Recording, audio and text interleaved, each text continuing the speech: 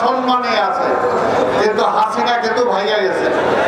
তার চেলা চামুন্ডা যারা ছিল তারাও ভাইয়া গেছে। বলতো বিএনপি দেখা যায় না, আওয়ামী লীগ খুঁজে পাওয়া যায় না।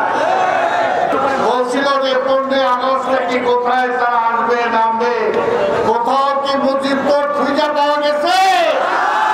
অনেক অত্যাচার, অনেক নিপীড়ন হয়েছে। এই আইনমন্ত্রী আনিসুল হক বহু কথা বলছে, ওই ব্যাটারে এখন প্রতিদিন কোর্টে আনতে হবে আর নিতে হবে, আনতে হবে আর নিতে হবে। বুঝতে হবে কিভাবে আমাদেরকে কষ্ট দিচ্ছেন।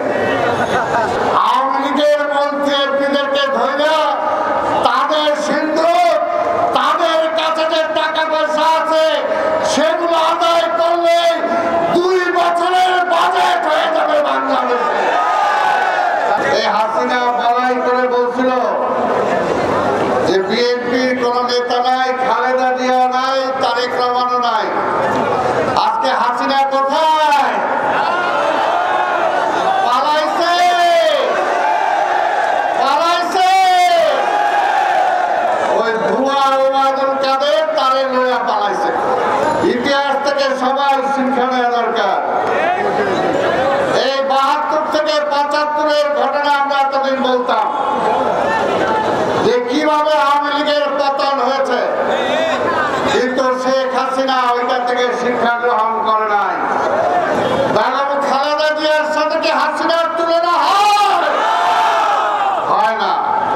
বেগম খালেদা জিয়া এই দেশ থেকে কি ভাগে গেছে? ভাগে নাই। এখনো বেগম খালেদা জিয়া আছে এবং বেগম খালেদা জিয়া সসম্মানে আছে, কিন্তু হাসিনা কিন্তু ভাইয়া গেছে। তার চেলা চামুন্ডা যারা ছিল তারাও ভাইয়া গেছে। বলতো বিএনপি দেখা যায় না, আওয়ামী লীগ খুঁজে পাওয়া যায় না। বলছিল যে 15 আগস্টে কি কোথায় তারা আসবে নামবে, কোথাও কি মুজিবপুর খুঁজে পাওয়া গেছে? যারা 2-4টা পড়ছিল এগুলো খুঁজে হয় নদীতে ফেলাইছে, আর না হয় তলায় রাখছে, বালিশের তলায়। অনেক অত্যাচার, অনেক নিপীড়ন হয়েছে। এই আইনমন্ত্রী আনিসুল হক বহু কথা বলছে, ওই ব্যাটারে এখন প্রতিদিন কোর্টে আনতে হবে আর নিতে হবে, আনতে হবে আর নিতে হবে। বুঝতে হবে কিভাবে আমাদেরকে কষ্ট দিচ্ছেন। আমাদের নেত্রীকে আমরা মুক্ত করতে সক্ষম হয়েছি। আমাদের নেতা দেশনায়ক তারেক রহমানকে ফিরিয়ে আনতে হবে। আমাদের সকলের মামলা প্রত্যাহার করতে হবে। আমাদের গুম হওয়া ভাই বোন যারা আছে তাদেরকে ফিরে আনার জন্য চেষ্টা করতে হবে। নির্বাচন করেছে, আমাদেরকে নির্বাচন করতে দেয় নাই, জনগণকে ভোট দিতে দেয় নাই। আর আমি তার বলা ওই বাইরে থেকে বলতেছে না বিএনপি আছে, আওয়ামী লীগও থাকবে। আরে বিএনপি তো সংগ্রাম করে আছে, আওয়ামী লীগ তো পালাইছে। আওয়ামী লীগ কোথায়? আওয়ামী লীগ হলো গণশত্রু, গণশত্রু। মায়ের বুক খালি করছে, মানুষের টাকা পয়সা ছিনতাই করছে। আজকে আওয়ামী লীগের মন্ত্রী এমপিরা ব্যাংক খালি করে ফেলছে।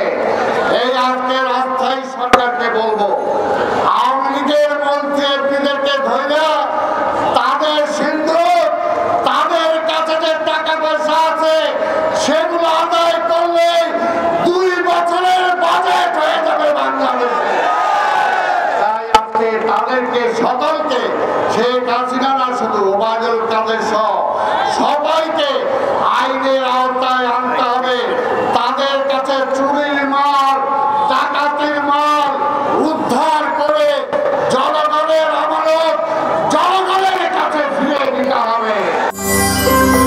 সত্য, বস্তুনিষ্ঠ ও নিরপেক্ষ দৈনিক জনবাণী।